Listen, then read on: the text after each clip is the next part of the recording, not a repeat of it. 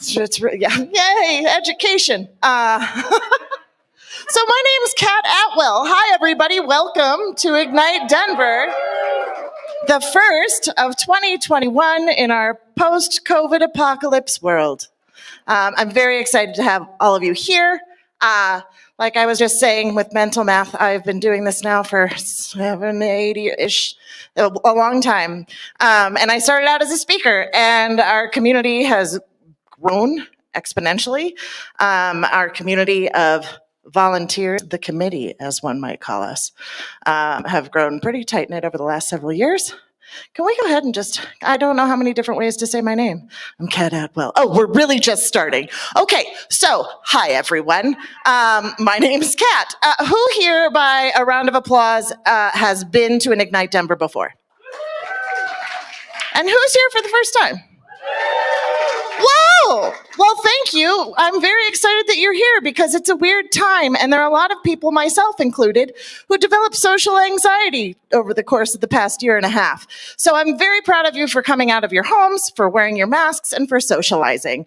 Also, thank you, with the mask thing, for keeping your masks on while you were in the theater, and for being vaccinated, and for being tested, and all of those things, because the last thing we want to do is become a super spreader event. That would really be a bummer. So, for those of you that have not been here before, Ignite involves sparks that are 5 minutes, and they are 20 slides. These slides auto-advance every 15 seconds. So if you do the math, which I have, 20 slides, 15 seconds, 5 minutes, boom, mind blown. I didn't graduate from college, but I got that one locked down. So they auto-advance, even though sometimes the speakers would prefer they not do so, but that's what they get to work with. The purpose here, especially tonight, although really anytime that people are doing these talks, is not that they are striving for perfection, they're just doing their best. And coming back onto the stage after such a long time is hard. We have some first-time speakers tonight, so please give them lots of love. A couple things, disclaimer, you will see some opinions up here that may or may not be agreed upon by the committee. They are their own. Also, there will be swearing, because I know I swear, and they're gonna slip out. So, sorry about that part. Here is an obligatory picture of a bison from the Rocky Mountain Arsenal on my windshield. I spent most of my time doing drives around the arsenal where there were no people, yet a lot of wildlife, sometimes very, very close up. One of the things to know about Ignite Denver is that the speakers that come up here will not be selling you anything. You are not here to be pitched an idea. You are just here to be educated or learn about something that people just have fun talking about, like me. So the other day I woke up with the Goat Herd song from, Sound of Music. Made me think of goats, which made me think of Chupacabra, which is like a goat Dracula. Did you know that? That's what Chupacabra does. So I decided, even though I was originally going to talk about fantasy football, I thought it's Halloween and spooky season, so we're going to talk about vampires.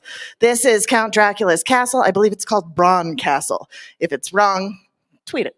One of the things that you can do to keep yourself safe from vampires is cook delicious dishes like this one with lots of garlic. I really just picked this slide when I was very hungry. And I find that it's useful. Here are some vampires that you may be familiar with, that you've seen on TV before. I will be honest, I've only seen one of these. Anybody want to guess? Grandpa. That was the only one. So also, vampires, they can turn into bats. I have a funny story about a vibrator with a bat flying into my house that I will have to use at a future Ignite, but I wanted to lock that in here. It might have been used after reading one of Anne Rice's spicier books. There are vampires in the Vampire Lestat. Also, check out the Beauty and the Beast series. I'm just saying. Really sexy if you like erotica. Another thing about vampires, though, is a movie called What We Do in the Shadows. I have a deep and abiding crush on this fine gentleman, Jermaine Clement, my God, and Taika Waititi, also hot, but he doesn't do it quite as much. Here they are in costume for the vampire phenomenal movie from 2014. If you've not seen it, I would encourage you to do so because look at those sexy motherfuckers. Am I right? That's Vlago and Vladislav. Now and if for nothing else, it is for this one line. There is a vampire werewolf skirmish, and Anton says, "Don't swear, what are we?" They have accents. "We're werewolves, not swearwolves." Feel free to incorporate that into your vernacular. The show was so cool for such a tiny group of people that they decided to make it into a television show, which is still going on FX. Another thing that I've spent a lot of time doing during COVID is watching television. There's some other shows, screenshots from the show that's Laszlo and Nadja and Nandor. We're real tight. And Colin Robinson, the emotional vampire, is not shown. Oh, yes, he is, up there. And that's how it goes. And obviously, I'm slightly out of practice as I ran out of my 5 minutes, but that's an Ignite spark. So thank you. Thank you. I set the bar extremely low so our speakers can truly shine. You're welcome, speakers. Also, I'm sweating. However, real quick, this has nothing to do with the speakers. It's all about my attire. I always sweat when I do the shows. And this was the first year I'm like, I should layer. So, please, some applause for my layering. Thank you. Thank you. I want to hear like twice as loud for when the speakers come out, just so you're aware. Now, per usual, I ask the speakers a series of getting to know you questions so that we can get to know them. Our first speaker is Frankie Millington. And here are some answers to the questions that I asked. I asked, if you were a pro wrestler with an intro or hype song, what might that song be? And I was told it is the Hairbrush song from VeggieTales. Serious question, does anybody know that song? Somebody sing it. Oh, wow. Perfect. Okay, Frankie, you're not a wrestler. All right. Best scar story. I managed to insert a whole set of scissors into my knee while making porn Pokemon cards. Was this recent? Long time ago. And his fun human trick. My trick is just being human. It's not. My stupid human trick is that I have the uncanny knack of being able to look at someone right when they're spitting a loogie. I shit you not. Always. Always. It's really embarrassing. Frankie's is much cooler. He has 2 hitchhiker's thumbs, and he is happy to show everyone. He's really also happy to show you this talk that is about to happen. Drag is for everyone. Please, rousing applause for Frankie.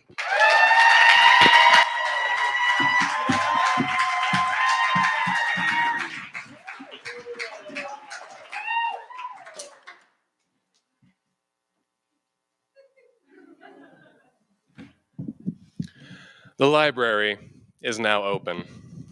Hello, my name is Frankie. It's nice to meet all of you this evening.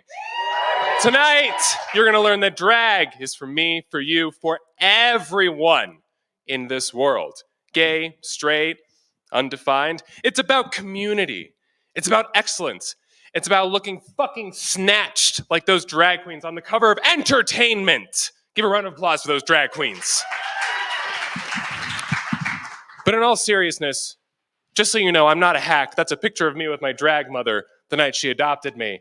And 2 pictures of me donning a full face of makeup, which I did not have time for this evening. Thank God for you, because you would all drop dead from the gorgeous attire that would happen. Anyways, drag really is about community. Drag is the core of the queer community. The entire community, LGBTQ plus unidentified whatever, was pioneered by drag queens throwing bricks at fucking Stonewall, who would then later on become transgendered women, who would then define the transgender generation early on, and then define pioneers like Miss RuPaul, who would then define even more pioneers through her show RuPaul's Drag Race. Pioneers such as Bob the Drag Queen, Eureka, and Shangela in a show called We're Here, where they go to grow communities, in communities where drag and the queer community is not as prominent as it is in bigger cities. And I just needed to add this picture of Bob the drag queen because I think, above all, she is one of the biggest pioneers of the drag community. She is outspoken, loud, and represents excellence in this. But truly, drag has grown. It has displayed different phenomena such as Dragula, which is about the punk aspect. And Dragula gave platform to other types of drag performers like drag kings, non-binary queens, bio queens. And if you don't know what a bio queen is, it's beautiful women in the upper right-hand corner who are biologically women but still have an excellent, glamorous performer within them. And they bring it out in their drag persona. All drag is valid, period. Such as Kylie Sonique, the first transgender woman drag queen to win RuPaul's Drag Race. RuPaul's Drag Race All-Stars, I might add. Come on, yeah, round of applause. That's huge. But the thing about drag, and Miss Jinx Monsoon once said, if you're a fan of Drag Race, you're not a fan of drag. You're a fan of a reality competition show. Because drag is just not what you see on TV or what you see on your screens. Drag is community.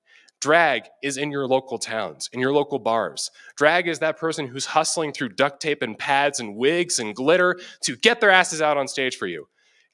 A prime example of that Ginger Minge is very excited to show you, is Miss Evie Oddly, our very own Denver drag queen, who won season 11 of Drag Race. When she was shit on her entire season, but guess what? That girl hustled. She was out there every night. She loved what she did, and she loved the community that celebrated her. And she even started in shows like Weirdo, where at Gladys the Nosy Neighbor, anyone of any drag variety could come up and strut their stuff. Kings, queens, non-binary, what have you. It was valid, it was performance, it was art, and once it comes back, it will be. And it's just fucking weird. I mean, look at this. Mustache drag, short bowl cut drag, Orville Peck, everything. Anyone in the queer community who can don ridiculous, glamorous attire. And that's what RuPaul did. RuPaul did early on in her career. She was unapologetic. She refused to let anyone put her in a box. She was, and still is, the quintessential drag queen that has defined a generation. She, among many other pioneers, held flags high, held her head high, for the sake of what would one day be a grand queer community that I, myself, as a semi-kind of drag queen, am grateful for. It also defines fashion. I mean, look at Billy Porter. Look at anyone attending any major award ceremonies nowadays. Men, women, undefined, they all come out and they all wear what they feel good in because fashion doesn't have a gender. Okay, it just has judgment. And fashion and drag can be as ridiculous and as campy as you want. Drag is everything. Drag is art. Drag is pure. Drag is for everyone. And if you would like to find out more about me, and sometimes my drag, but mostly comedy and writing, here is everything about me. And at the end of the day, if you want to get involved, go out, find a stage, put on a wig, put on some makeup, have fun, do drag. Thank you.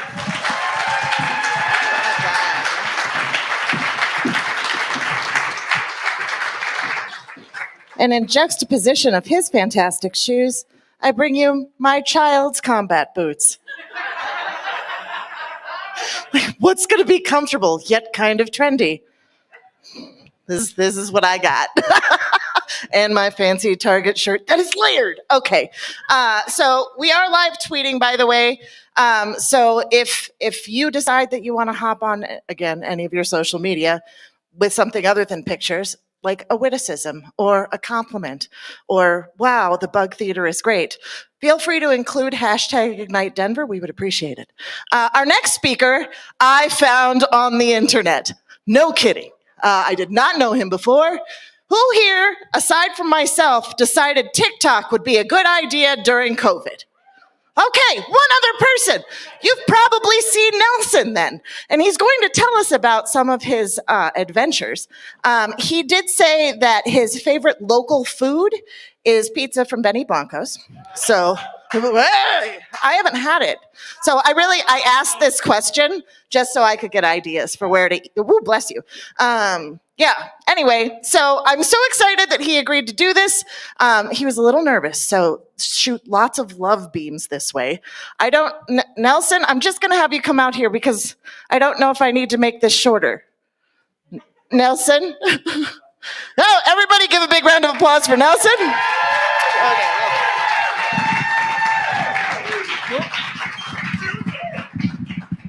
Guys, I learned how to use a mic stand finally. All right, crush it. Thanks.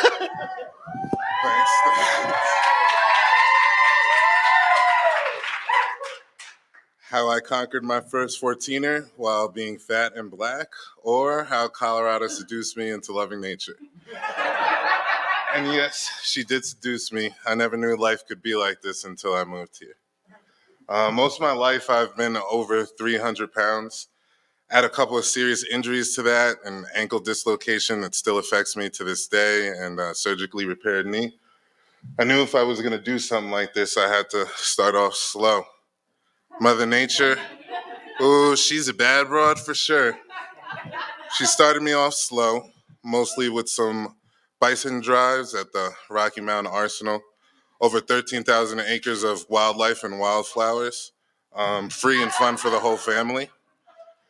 Then she took me on some walks at Waterton Canyon with bighorn sheep, which, fun fact, is the beginning of the Colorado Trail. Also literally an easy walk for all ages. But one day, she laid it all on me. When she took me to Rocky Mountain National Park, I was hooked. She had me chasing her, well, like elk and rut, which is the mating season for those of you that don't know. But all these amazing experiences that I had, I felt like I could never get any alone time with her. And that's when she put me on to hiking. At first, it was just a couple miles around town, 2 or 3 miles, places like Red Rocks or Sloan's Lake, still pretty family-friendly hikes. Then I did a couple more miles and some elevation gain, places like the new incline in Parker or the slightly less new incline in Castle Rock are good for hikes like those and still pretty family-friendly.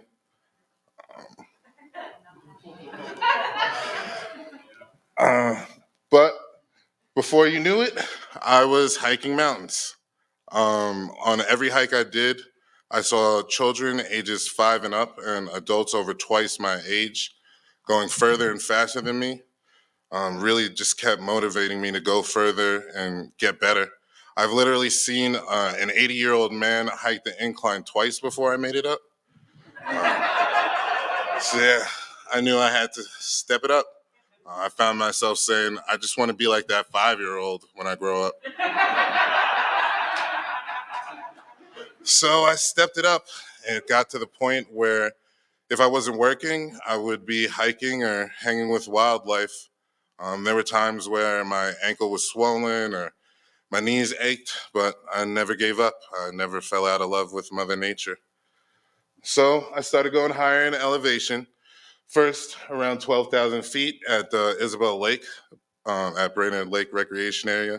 But I didn't stop there. I went all the way up to the Glacier, which, fun fact, is one of 14 left in Colorado and one of 8,300 left in North America. My next major feat of strength was the Manitou Incline. Never been more scared for anything in my life.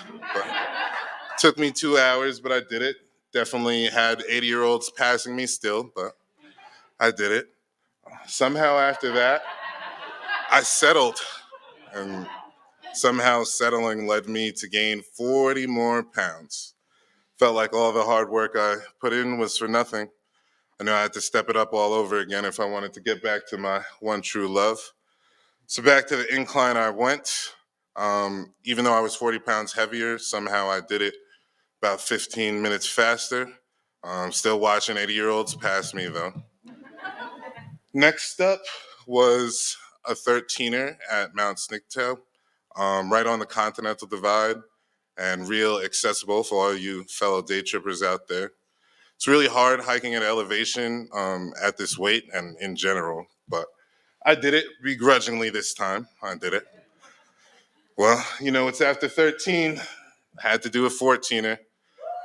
Chose an easy one, Mount Beardstat. Thought the elevation gain wouldn't be too bad based on some hikes like the 13er. It was. I struggled. 5 hours later, I made it to the top, struggled on my way down. Quit hiking for 2 weeks, but I'm back on trail now. So what do I want you to take from all this? Well, if I can do it, if 8-year-olds and 80-year-olds can do it, if paraplegics can do it, I'm not sure what's still stopping you. Thank you.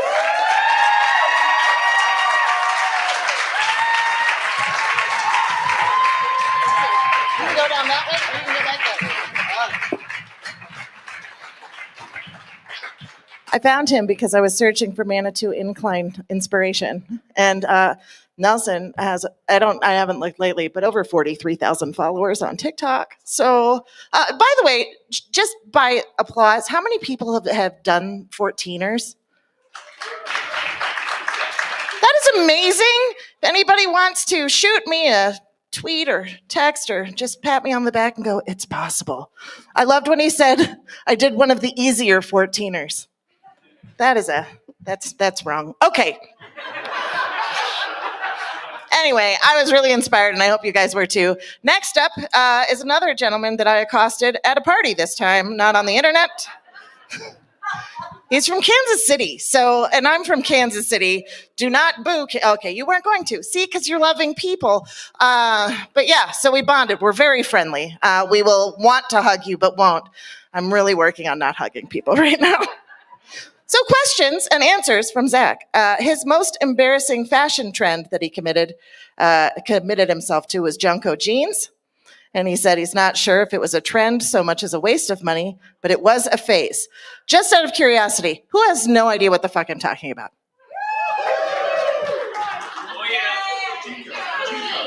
Jinko? Janko. What? Okay, whatever. There's no vowel. I'm old. All right, they're huge. They're like 3 feet wide. Google it. All right, there's no vowel though, Janko. All right. And then pro wrestler intro song is Britney Spears' Circus. Yeah. Oh, I'm not gonna. If anybody, we aren't gonna sing that one. Favorite drink or food at a Denver restaurant is the corned beef hash at Snooze. Which is delicious, and so are their Bloody Marys. Best scar story. I punched through a plate glass window in college because I was trying to stop an argument between friends. I cut my hand in several places and also ran from the cops because of the ecstasy pills I had in my pocket. And I really think that's all we have to say about Zach. So please, a big round of applause. Here's Zach Rowland.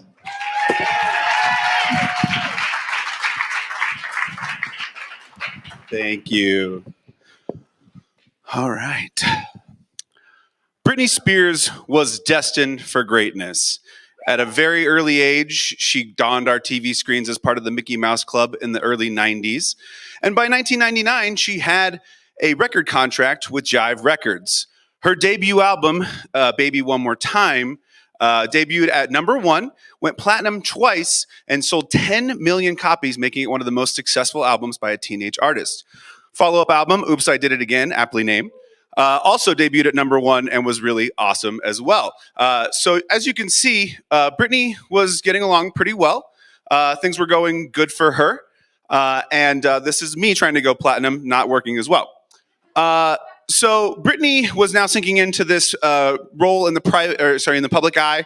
Of course, she performed with Aerosmith and NSYNC at Super Bowl 35 halftime, as well as touring the U.S. and Europe. And she was also starring in her own film, Crossroads.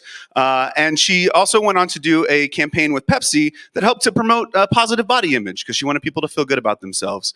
So Britney was doing a lot of amazing things. As a matter of fact, her MTV Music Video Award performances revolutionized live performances for most. As you can tell, there are certain iconic moments here that we'll never forget, especially the one with Britney, Madonna, and Christina Aguilera making headlines as they did.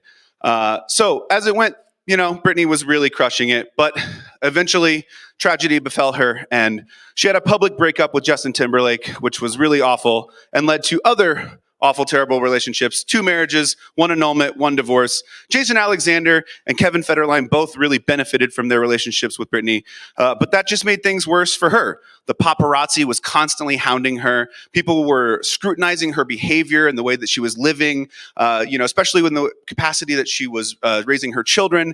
Everyone was just all over her. We can never forget, of course, the time that Britney shaved her head, which really was in turn because of the way that the paparazzi was treating her. She was trying to hide from them. She was avoiding drug testing, but she also lost her aunt to cancer.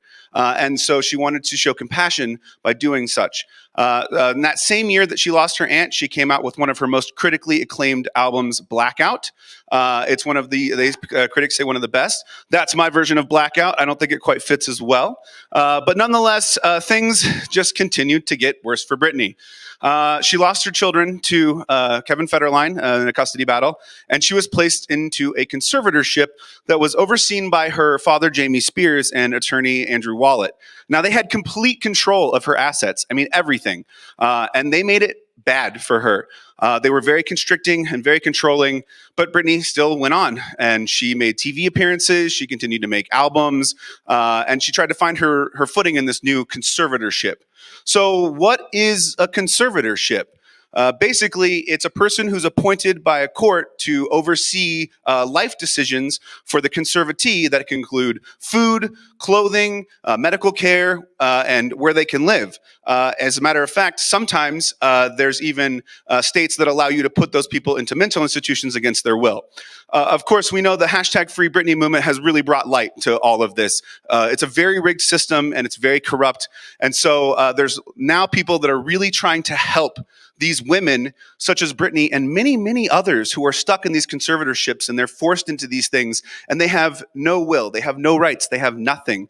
BuzzFeed is actually doing a really great job of campaigning to tell their stories and to enlighten them, because Britney is not alone. She's not that different in what she's going through. Out of the 1.6 million adult conservatorships, about 60% are for women.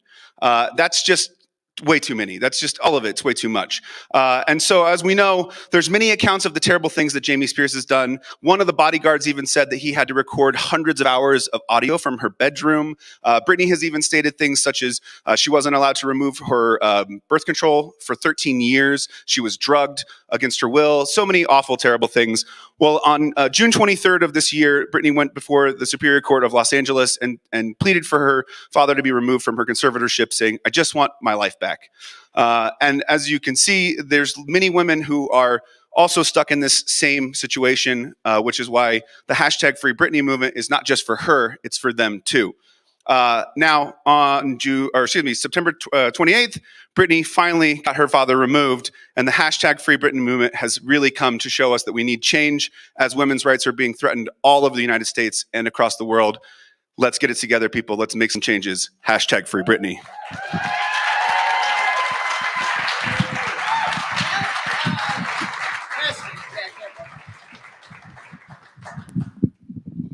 I was so enthralled, I left my own microphone back there.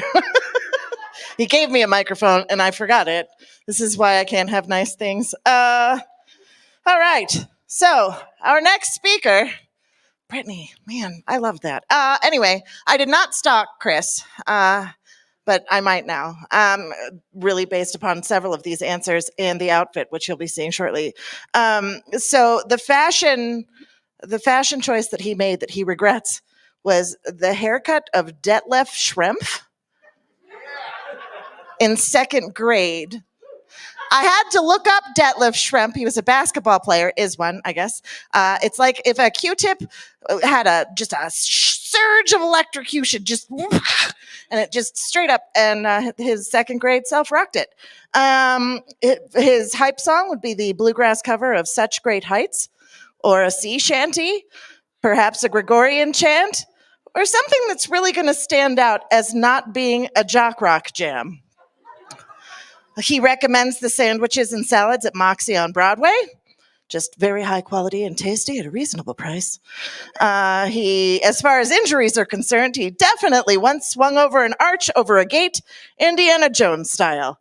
Except the arch was shitty and old, so it shifted on me and I fell on the gate and got a nice 3-inch long scar on the front of my leg. And so he is wounded, but he perseveres. And that being said, please welcome Chris to the stage.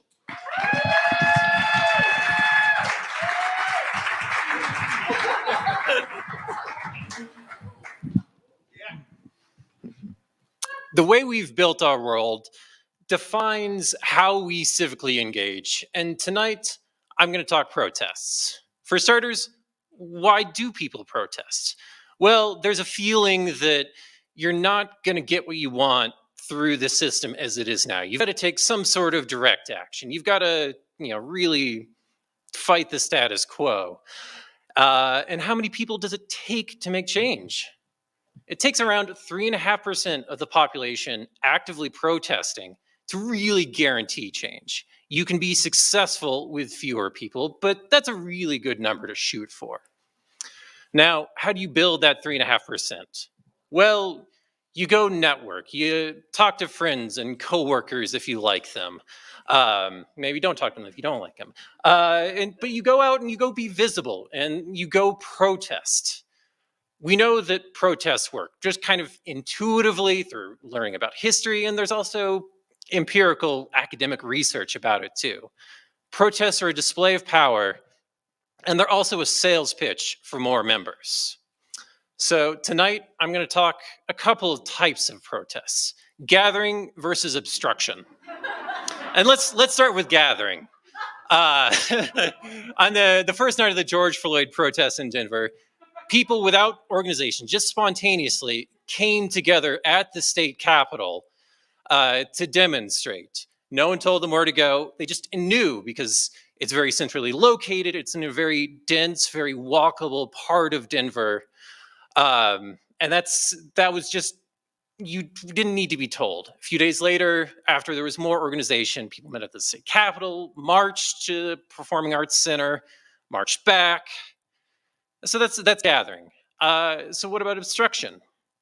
Now, when John Lewis marched from across the Edmund Pettus Bridge, that was the only major river crossing between Selma and Montgomery of the Alabama River back in the day. It was a deliberate choke point. And protests aren't a left-wing thing. It cuts across the spectrum. Last year in Denver, we saw an event called the MAGA Drag the Interstate Rally. And French farmers are also known for getting in their tractors and going to Paris and clogging up the streets. So that's protests. What about our cities? Well, the way we've built our cities in America over the past 75 years kind of sucks. And living in a city used to be terrible. But with magical things like sanitation and clean water, we've solved a lot of the problems of living in a city. And that's true of, so cities with old bones that are more compact, a little more dense, are actually better for the environment, they're safer, and it's cheaper to maintain. And that's true whether you're talking Denver or the small town in Indiana where I grew up. Now, small towns, old compact towns foster gathering. Like Georgetown, you can have a Christmas market very easily. And many American towns started this way, but at some point we decided we like cars more than we like people. And so we don't get town squares like this. We get road intersections to protest and gather. And that actually makes it really hard to gather, and it makes your rights very vulnerable. In 2019, RTD added buses for the Women's March. In 2020, they shut off service to downtown. That's possible because of how we chose to build our cities. And that is a choice. So some engagement has moved online. And, these are real protests online. It's not just slacktivism, but it's all obstruction. There's no gathering, there's no building. But even with all those headwinds, something like 20-ish million people, or 6% of the US, came together last year in the BLM protests. It looks something like that. So I'm almost out of time. What about unfucking the world, the title kind of promised? Here's the recipe. Re-legalize building our cities the way we used to. A little more compact, a little more space for people, a little less space for cars. Do it a little bit everywhere, at least, and we'll reap the benefits. But we have to go actively change things. So go out and hack the planet.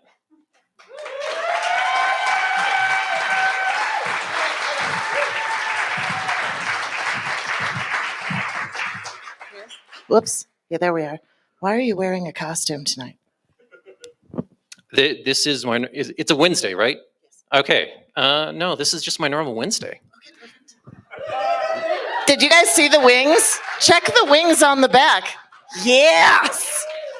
I appreciate your costume and I appreciate protesting. Thank you very much. Wow, okay. We didn't know. And then Pete mentioned, he's like, well, we told everybody that because it's October and Halloween's around the corner, they could come in costume. And I wasn't prepared. I'm very excited. I came as a middle-aged mom. Crushing it. I've learned how to accessorize. Slowly but surely. All right. Next up, and the last before our intermission, is Miss Heather Curran, who I will admit into a microphone I have a desperate girl crush on. She is the best. And bar none, and whatever, she can just hold this and love it. The funniest comedian that I've ever seen. All right. That was a moment. But really, she's hilarious. What weird human trick or hidden talent do you have? I can sing do, re, mi, fa, sol, la, ti, do forwards and backwards really fast, which has impressed 0 people and helped me in 0 situations so far in life. It's definitely a keeper.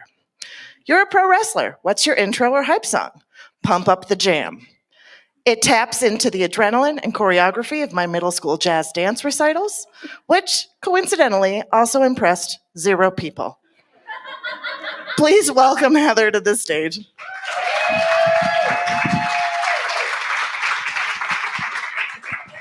Way to set the bar real high. And I went with hand. Did you? I don't get to hold yours. Oh, sorry. Okay, bye guys. All right.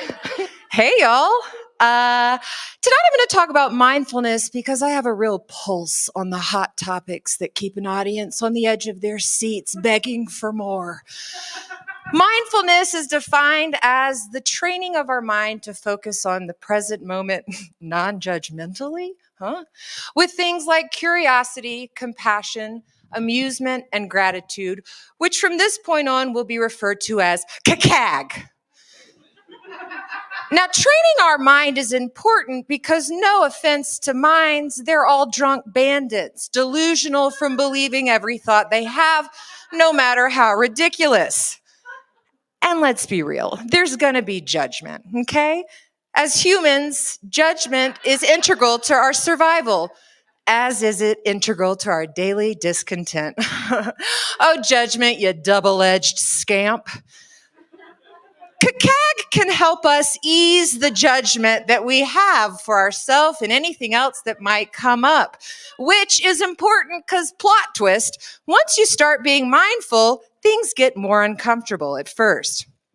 You know, when I started my mindfulness practice, my immediate and ongoing reward is that I realized I'm a programmed robot who basically thinks the same unproductive thoughts and engages in the same unproductive behaviors on a seemingly endless loop day in and day out that are justified through my biased and myopic beliefs that are mostly unconscious and stem from childhood wounds and societal programming. And I thought the problem was that someone cut me off in traffic. Oh, a programmed robot. Thanks, mindfulness. I feel better already. Notice how I mindfully use humor here so as not to be overwhelmed by the monotony and prison of my own limited perception of reality. Whew. But we cannot shift what we can't see. So mindfulness is pretty integral not only to individual transformation, but for any real change in society or in institutions. Now, emotions carry a charge. I know because I feel them all. And when we have an emotional charge, it moves us away from neutrality.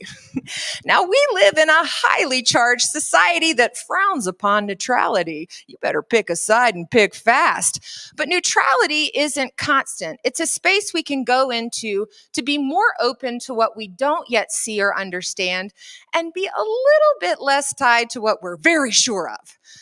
Now, I don't want to brag, but I do have a lot of experience with self-righteousness, moral indignation, and instantly dismissing anyone who doesn't agree with me. I know. But what I've learned over time and through a lot of hard experiences is that the more I see someone or something as a problem that needs to change, and the more fixated I am that I am right and I'm so right, the harder it is to shift any dynamic. Amusement helps here because when we see the humor in something, it lessens the charge. However, we really are only practiced with like animals and babies when it comes to amusement. We're like, they're cute, they made a mess, I'm a little annoyed, but hey, we didn't expect them to be perfect. What if we cacagged ourselves into thinking that we're just oversized babies and domesticated animals, and when we most assuredly break something or mess something up, cacag is the answer? This happened to me when I offered a free class and no one showed up. I immediately started to judge myself on a healthy diet of toxic shame, embarrassment, and comparison. And then I was like, wait a second, this is funny. I'm alone in a Zoom room. But amusement isn't always available to us. And at that point, it's often helpful to go with self-compassion. And when I can't find compassion for this mug, I think about myself as a little babe or a little kid who's still learning the ropes. No big deal, you know? Mindfulness is simple, but it is certainly not easy. But its practice has the potential to create so much space, choice, and freedom if we're allowed to stick with it, as painful as it may be. Now, when we cacag ourselves, we shift the way we show up for each other. And whether your drunk bandit of a mind wants to admit it or not, when we shift the way that we show up for ourselves, we fundamentally shift the way that we show up for other people and in the world. So go on, cacag yourself. Thanks.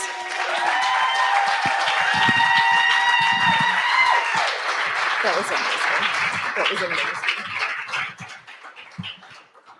Hug vibes in my mind. Congratulations on making it to intermission, although like it was hard. Were all these talks fabulous? Yes. Do we have more talks after the break that are equally fabulous? Also, yes. So I hope you stick around. It'll be 10, 15 minutes. The Ignite Committee has a very loose grip on the concept of time. So feel free to use the restroom, get drinks, step outside for some fresh air and take your mask off, but then put it back on when you come back in here, and we will see you in a decent amount of time. Okay.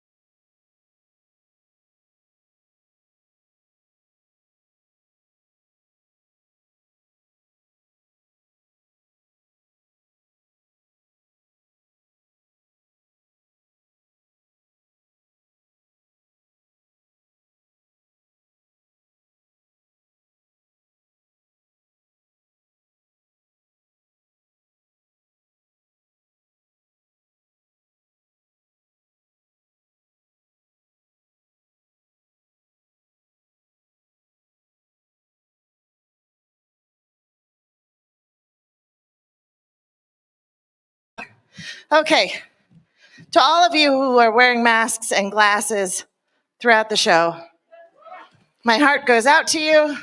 I appreciate you and your dedication to safety, and I also feel bad for all the fogging. Who here knows Stephanie Vale?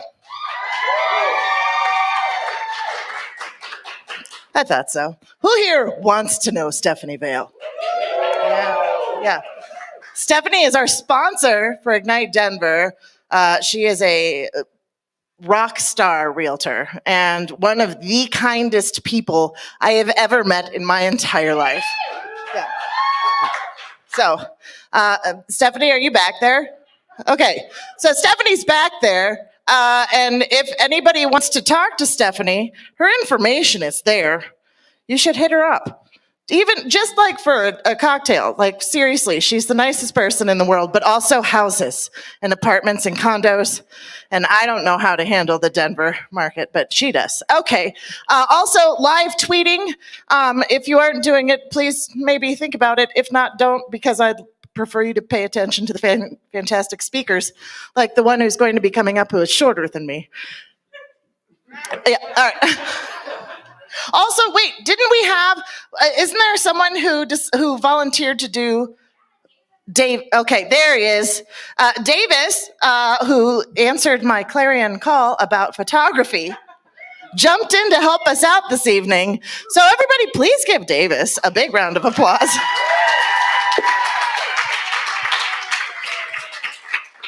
Very grateful for you, and this is how I'm going to find all of the people to help us out going forward. We always need volunteers, by the way, so if you're interested in helping out, not even kidding, at a future Ignite, hit up any of us on the committee and let us know.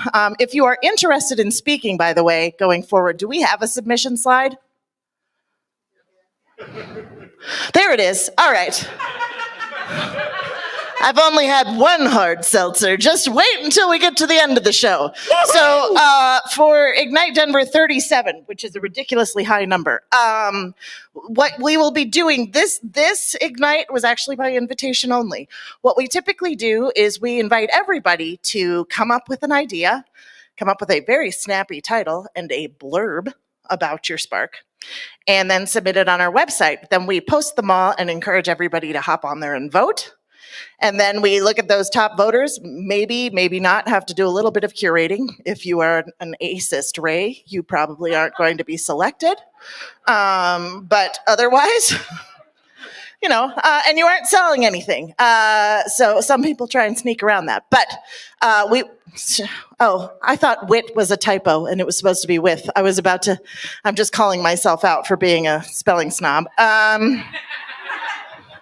We're fine. So yes, please do that. I know I spoke with several people during the intermission who were interested. So please run with that feeling. I was terrified the first time I did a talk at Ignite. And obviously it stuck with me, not the terror, but the fact that I really like being here. It's helped me grow as a person, as a speaker. It's helped me meet fucking incredible human beings. So here's your testimonial. You should do it. All right, enough about me and them and us and Stephanie. Let's talk about Becky. Becky is going to be, let's see. Oh yeah, trash talker. She said if she was a pro wrestler, her hype song would be "Save Me" by Queen, or "How Far I'll Go" from Moana, or "Shoop" by Salt and Peppa, because yes, she can sing all the lyrics. But truly, she's a girl that loves reggae. And not Bob Marley type reggae, but Bring On the Revolution and Sublime. Let's see. Favorite drink or food at a Denver restaurant? Seriously, the Brutal Poodle. If you don't know it, go now. All right, that guy's been there. A restaurant named the Brutal Poodle and focused on death metal music served some of the most fantastic food. Is it on South Broadway? Okay. Englewood-ish? Anyway, all right. I think I've driven by it. I have not eaten it. I can get pho on pretty much any corner in my neighborhood, but nope, we got to drive to the Poodle for the Brutal Noodle. It just sounds harsh, but damn, that shit is so good. Okay, now I want the Poodle, specifically the Brutal Poodle. So what I'm saying is that I've just offered up a bunch of free advertising for the Brutal Poodle. Let's welcome Becky to the stage. You got it. Yeah. Thank you. Hi, everybody. I have a question for you. Who recycles? Compost? Anybody? Who looks at these 3 bins and is like, I have no freaking idea what to do with my trash? Yeah, as a sustainability expert, I struggle with it as well. But I like to think of myself a little bit of a professional trash talker because I love to teach people about how to properly dispose of their waste. Weird, I know. But did you know that on average, a person disposes of almost 5 pounds of trash per day? In the last minute, we have actually disposed of 5,000 pounds of trash globally. Either way you look at it, that's a lot of doggone trash. That's all I know. Unfortunately, only a small fraction of this is actually diverted from the landfill. In fact, in the United States, only 32% of waste is diverted through recycling and composting. This is a fairly small number and kind of terrifying, and barely a passing grade. So what is diversion? Well, diversion is when we can keep our waste out of the landfill through means of recycling and composting. The landfills are a major cause of greenhouse gas emissions, and quite frankly, we are actually going to run out of space to be able to put our trash at some point in time. In addition, a lot of our waste, especially our plastic waste, ends up in the ocean, creating this great big garbage patch that you see here. So you see, waste diversion is a way that we can all collectively come together to help support and save the planet. Unfortunately, the world of waste can be super complex and confusing, as we kind of noted earlier. The common misconception is that if it has a recycling symbol on it, we can toss it into a recycling bin, it goes down to the recycling facility, and gets recycled. Unfortunately, this is no longer the case due to the Plastic Coalition. So now that symbol, it only tells us what that item is made up of, what materials make it, instead of if it's actually recyclable or not. So now what we're doing is we're putting our stuff into our recycling bin, sending it to the facility, and we're wish cycling. We're just hoping that maybe possibly they can find a way to recycle it. And this causes a lot of issues for the recycling facility. Okay, I'm gonna stop for a second and I'm gonna tell you guys all a little secret. Everybody lean in a little closer so you hear this. Plastic bags are never recyclable in your recycling bin. Yep, that's right. They should never go into your recycling bin. Take those guys down to their local grocery store and put them down that bin there, but never in your recycling bin at home. Okay, now that that's all out of the way, let's talk about how you can become a professional trash talker like me. So the first is to know your hauler. Your hauler is the company that comes to pick up your trash, recycling, and or compost. By knowing your hauler, you can know what is and isn't recyclable in your bins. If you're not sure if something is, you can call your hauler. An easy way to remember this is, who are you gonna call? Your hauler! Next is aluminum and glass are really good. These items are infinitely recyclable. So when possible, opt for buying products in those items. Plastic is bad. Plastic degrades over time, making it really hard and confusing for the recycling facilities to recycle. Stay away from plastic in general, always. Next, we all know reduce, reuse, recycle. Thanks, Jack Johnson. But now it's refuse, reduce, reuse, recycle, rot. Thanks, B. Johnson. The idea is to be able to refuse your waste from the very start. And that way, you don't even have to figure out where it goes. Another way to become a trash talker is to be able to reduce your food waste. You can do this by planning ahead with a grocery list, eating leftovers, or investing in composting. Finally, when you make mistakes, be kind to yourself. We live in a super complex world of recycling. So when you make those mistakes, just tell yourself, just keep trying, trying. When we can all pitch in together, we can all become professional trash talkers. And we can all then work to create a cleaner, healthier, and better planet for all. So who's in and wants to be a trash talker with me? Thank you.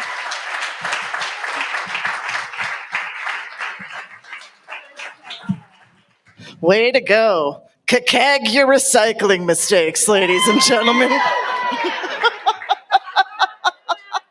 Just thought of back there. By the way, I don't know if you have seen my feet yet, but they're back there. They're with me all the time. That was weird. Seltzer and a half, ladies and gentlemen. All right. Our next speaker is going to be Margaret James. Yeah. Woo! Yes! Margaret just told me, she's like, you can use this or not, I don't care. And she goes, but I came to Ignite in 2016, and she thought, this is so fucking cool. She goes, and I put it up here, and I might have like manifested it or something because I'm here now. So that's kind of cute. I think so.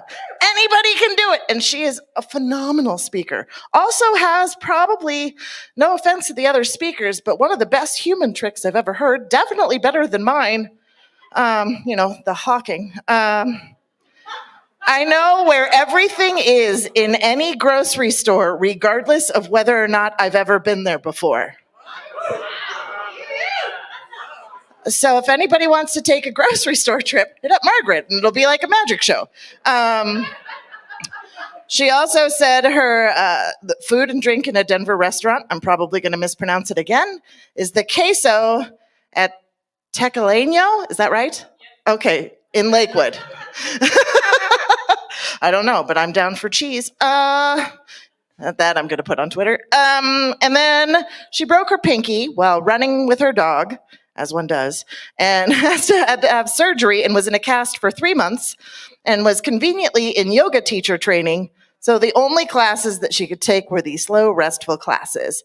And it ended up being the catalyst for her journey into rest, which is a beautiful introduction to her talk. Please welcome Margaret.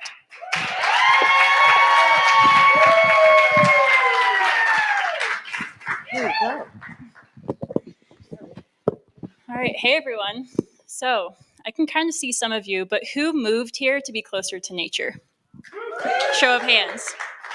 All right, cool. Me too. And I moved here to be closer in proximity to nature. I had no idea that moving here, I would actually be closer spiritually to nature also.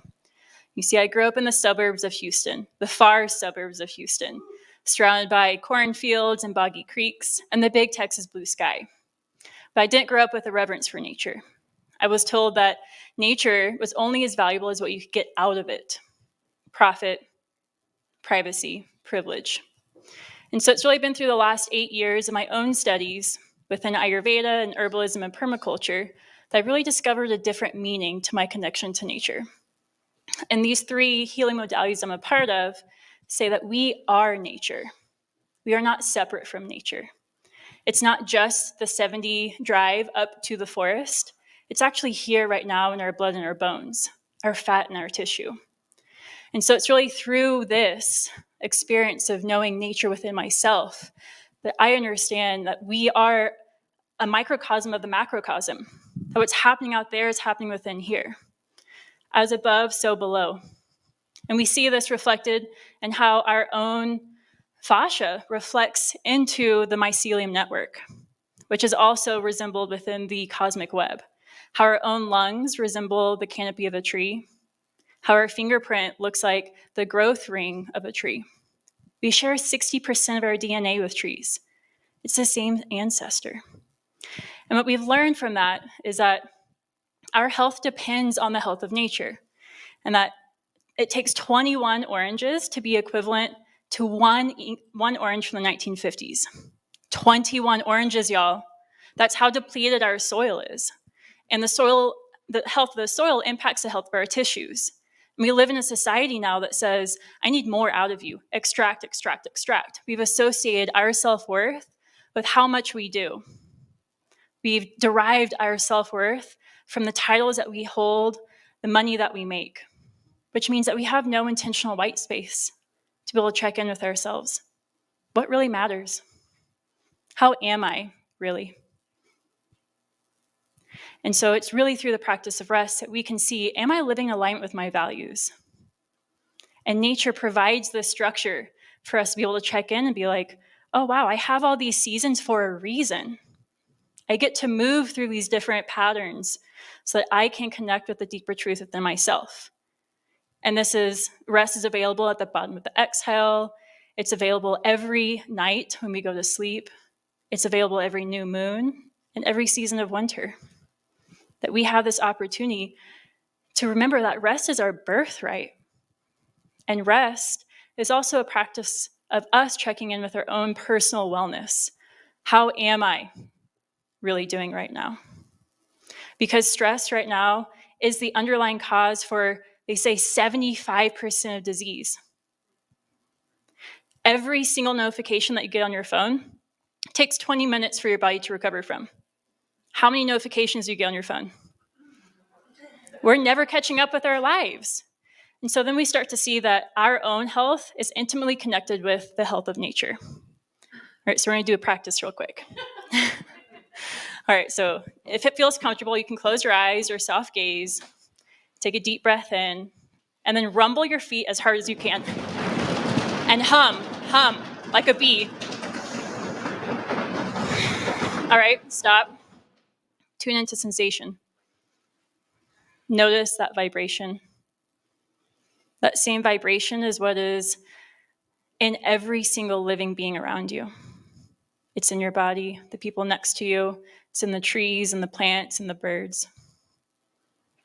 It is the vibration of aliveness. It's remembrance that you are worthy because you are.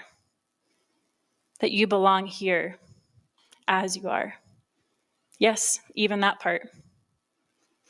So rest is this opportunity for us to return to our own power. And I know that we love looking for signs, making meaning out of things. And then we get a sign and we're like, I think I need a signier sign. And this is the signiest sign that you can get, y'all. It's time to rest. And we see this in COVID, how last year everything was shut down. People are locked inside. And the blue skies came back in places that hadn't seen blue skies for decades. So there is a path out of the stress and overwhelm of daily life. And we can walk it together. Thank you.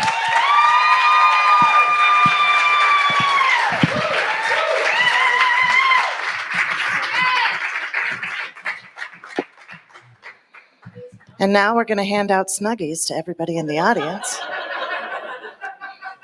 and engage in some hot, hot rest. I really wish I could do that with you guys, but again, in my mind, I'm aggressively spooning all of you right now. Well, it was beautiful, right? It was really cool to hear it from the back, all the stomping and then silence, except for the turd that said something. I know you were in here. It was me. No. Anyway, yes, rest is important, and I completely agree. If for nothing else, I-25. I'm not wrong. Our next speaker this evening is Lauren Hansen. I love his specificity. For his hype song, it would be All I Do Is Win by DJ Khaled, featuring artists T-Pain, Ludacris, Snoop Dogg, and Rick Ross. Also, and I will back him up on this, and somebody correct me if I say the word wrong, because I always do, and my family is aggressively vegan, which makes it worse. Seitan wings? Is that right? Yes! All right, the Seitan wings at City O City. So yeah, you should try them. Even as a non-vegan vegetarian, obviously we know this. You don't have to be a vegetarian or vegan to enjoy vegetarian and vegan food. Thank you for coming to my Ignite Spark. That is not an Ignite Spark. Lauren is going to tell you all about voting, which got me really fired up. And he knows I'm actually voting this time around, which frequently I forget in these odd years. So please welcome Lauren.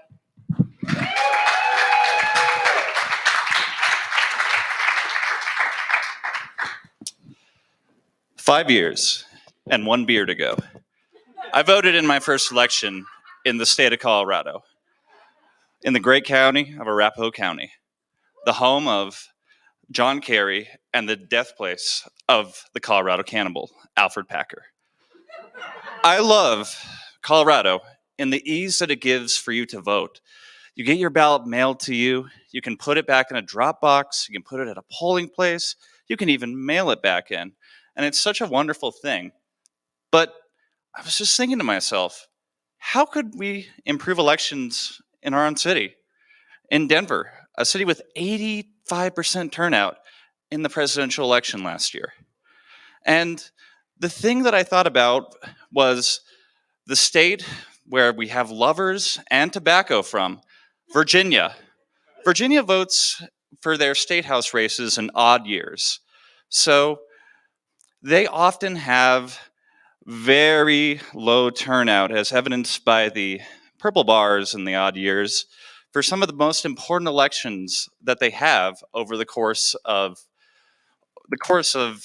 their election cycles. But what does this have to do with Denver? I already said we have 85% turnout. We have a ton of easy ways to vote in Colorado that Virginians don't necessarily have. However, we have even lower turnout than Virginia in elections, with it being a record high in 2019 of 40%, half of who voted in the 2020 elections. And we vote for a lot of things in off-year elections. The entire mayor and city council is voted for in off-year elections. We vote for bond packages, which range from anything from spending in schools to spending on stadiums. And the voters in off-year elections aren't necessarily representative of Denverites as a whole. It's more affluent voters. It's people that are over the age of 65 in a city that is much younger on an average for that election. But why don't people vote? It's distrust in local government. Whether it's, the back dealing and wheeling and dealing that politicians do, to the folks that are inherently anti-government as a principle. And that often causes voting not to happen. Fatigue. You vote in November, you have Thanksgiving, argue with your family, you wake up hungover on New Year's Day, and then your uncle tries to take over the Capitol, and you have to vote again. That's a frustrating thing, honestly. So what's being done in Denver to change that? One great thing that will be done and is on the ballot is moving elections from May to April to allow more time to vote in runoffs in odd year elections. But there are other ways to do this. Other cities that have bad pollution like Denver, that have bad traffic like Denver, like Los Angeles, for instance, have done things. The thing that they did was they moved their elections from odd year to even year.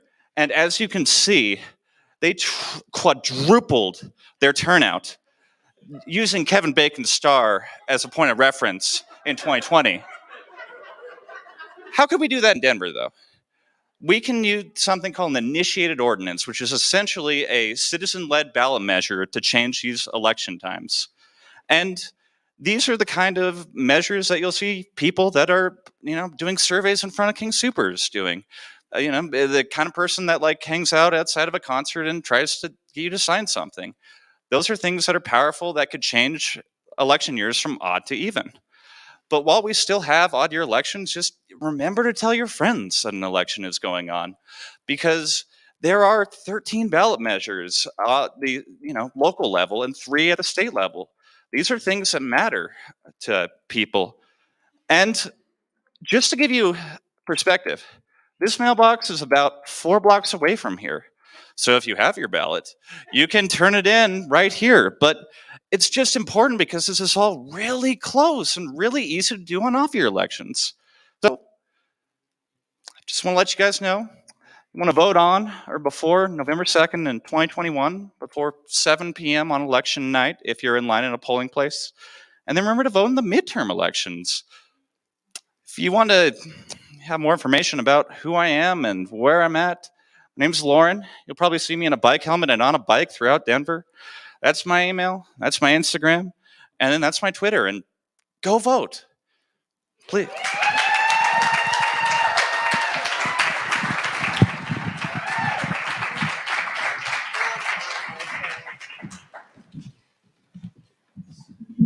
And I forgot it again. Hold, please. I'm going to go get it because this is the last speaker and I deserve my handheld mic. One second.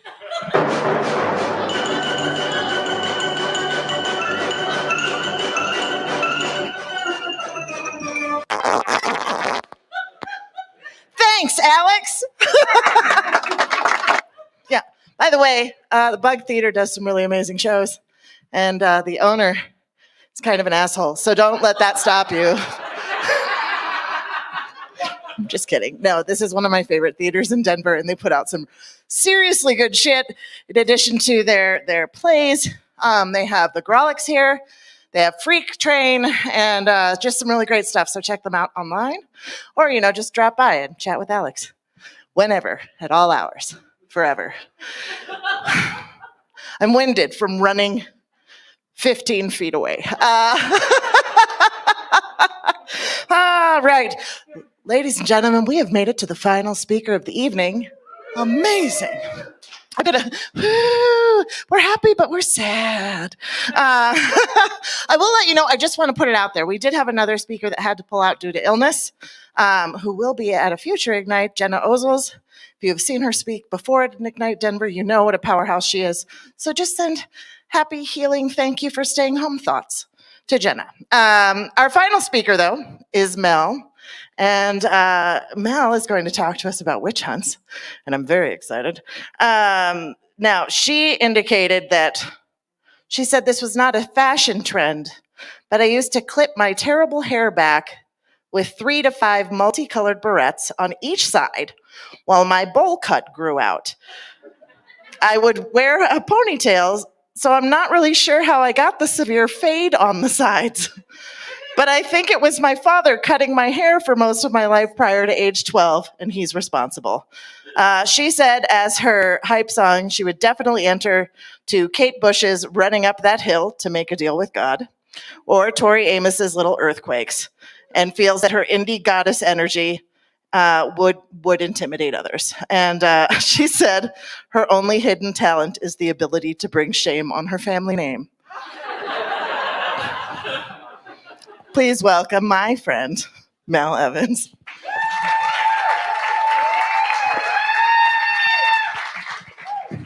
Hello. I don't know how this works. Cat. I figured it out on my own. You got it? You want to use mine? Okay, you're good? Nope, I'm a strong, independent woman. Okay. So, in the 17th century, Massachusetts was populated almost entirely by Puritans. Puritans are different from Pilgrims in is that Puritans really wanted to come to America to begin their own religious utopia, and they didn't bother to make friends with the Native Americans or indigenous people. They just got right to killing them. The town of Salem was actually 2 settlements that were divided. Salem town was closer to the water and therefore full of fishermen and sea merchants. And Salem village was a little bit further into the wilderness, and that's where the farmers lived. The sea merchants and fishermen were really dependent on the farmers for their livelihood, so the people of Salem village, the farmers, wanted to separate into 2 separate towns so they could kind of get a financial upper hand over the people in the town. Now, Salem Village had recently brought Samuel Parrish in as their own minister, which was a big leadership role in the puritanical community, as you can probably understand. And Samuel Parrish was in the middle of this high tension, fishermen versus the sea merchants versus the farmers kind of thing. But everybody could agree that they just loved his 8-hour sermons on how women were more susceptible to sin and damnation. Yeah, a woman in puritanical America's day was her day was made up of tending to the kids, fixing up around the house, answering to her husband, and avoiding the rampant temptations of the devil. Men didn't have to worry about this. Women's soft flesh and simple minds were just more susceptible to damnation. We don't know why. So one day in 1692, Samuel Parrish's daughter Betty and his niece slash housemaid Abigail Williams were messing around trying to predict their future husbands with this pre-mashed tool called a Venus glass, which involved cracking an egg. The girls only saw a coffin in the egg yolk, and so they freaked out. And then they remembered that their dad slash uncle has been telling them day in and day out that the devil's ready to fuck them and steal their souls, and they super freaked out. So the girls started having fits. Now, these fits were mostly described as complaining of headaches and hiding under furniture, which honestly, I do every day. But to abate it, the Paris's indentured slave or enslaved servant, Tituba, who the Rev Parish had brought with him from Barbados. So everybody just called Tituba Indian because why bother to find out her real last name or ethnicity? Another farm wife had enlisted her to make a witch cake, which was a pretty common English practice where the afflicted parties peed on some cornmeal, you bake it, you feed it to a dog. The dog gets all the afflicted symptoms and problem solved, right? Well, the Reverend Paris had found this witch cake before it could be fed to any dog. And of course, he beat a confession of witchcraft out of Tituba. So things did not go that well for her. But why? Of course, it's not his fault that witchcraft came into his home. Why not blame it on the woman whose only fault was raising his children like her own? So who else would want to hex these two tween girls? Well, they started pointing at a woman named Sarah Good, who was seen around the village often begging for food and money for herself and her daughter. She had recently been turned away from the Paris home and was muttering under her breath. Muttering, seriously, I'm not making this up, was a legitimate offense in the Puritan community. So, of course, she is capable of witchcraft.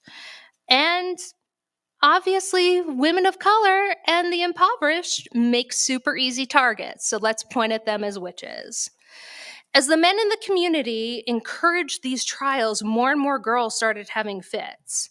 Nowadays, there's a theory that the grain could have been infected, so the girls were essentially kind of microdosing like your college roommate does. But everybody in their homes was eating the same bread and nobody was having the same symptoms. It's more likely that they saw how important and how listened to Betty and Abigail had become and how they were laying down and not spending 8 hours of their day husking corn and making candles. And we're like, oh yeah, me too. I'm hexed. I gotta go lay down. So by the time the trials actually started, there were 5 girls who were complaining of being hexed, the oldest of whom was 12 years old. When the accused were brought out, they started acting like the littlest contestant on America's Got Talent, and they were moaning, screaming, pointing, and falling to the ground. They had a huge, huge show, like they were auditioning for the titular role in Annie. Tituba, at this point, literally beaten into submission, figured maybe things would be a little easier if she just gave them what they want. So she confessed.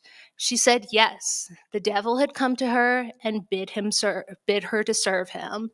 She said that he appeared as a man in a big black hat, not unlike Reverend Paris.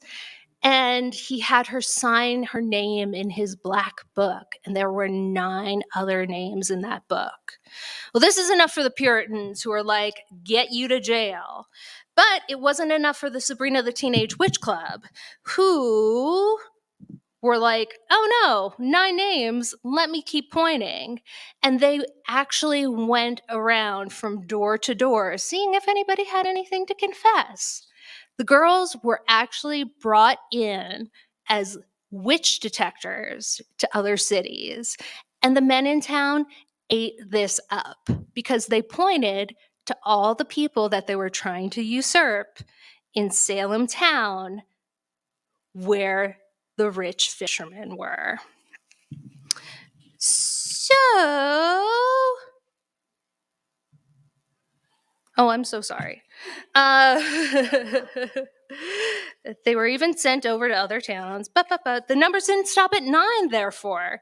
Weirdly, so many of the witches came from Salem town. Ultimately, over 200 people were accused of witchcraft, the youngest being Sarah Good's 4-year-old daughter, who was shackled by her 4-year-old wrists and 4-year-old ankles so they could restrain her spirit from torturing people in the night. Since single and young, lower-class women didn't have any means of defense in terms of a husband or money, they were more often accused. This hysteria only died down when the governor of Massachusetts' wife was accused, and he was like, okay, y'all better check yourselves lest you wreck themselves. The judges were actually angry that they had come so close to purifying the land and were stopped. Because ultimately, a battle over real estate between the wealthiest in a society masquerading as religious zealotry that ultimately only results in the persecution of women and social outcasts is just history repeating. And it's going to keep repeating until we stop using the bodies of the most vulnerable as ammunition.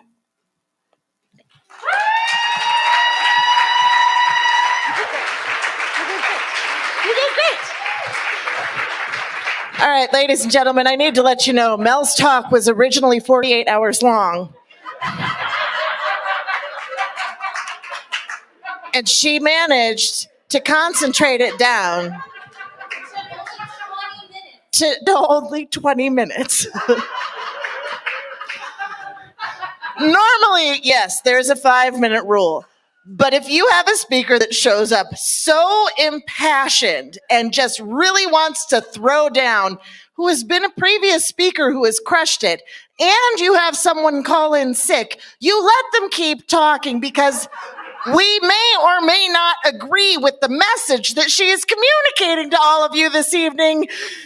Little print. Okay, so, say what? She has more if anybody wants to talk to Mel after the show.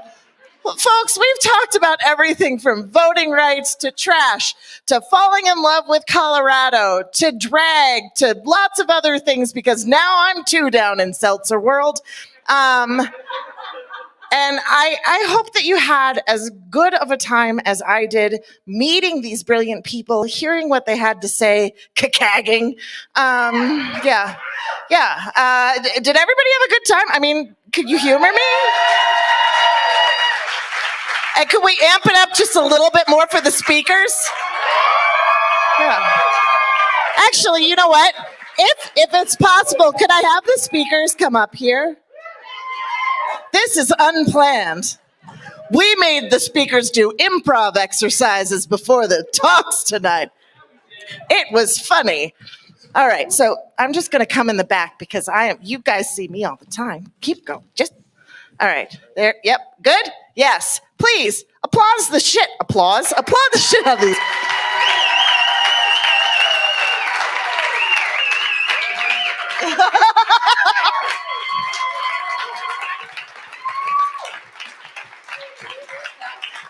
If you liked the show tonight, if nothing else, please come back to our future Ignite shows. We typically do them 3 times a year. I believe we have set ourselves at February 23rd. Yes. The next Ignite will be February 23rd, 2022. If you would like to participate, please let us know. 2 seltzers. Let us know if you want to volunteer, submit a title if you want to talk, hang out if you want to chat with us or any of these phenomenal humans. Thank you so much for coming tonight. Please get home safely.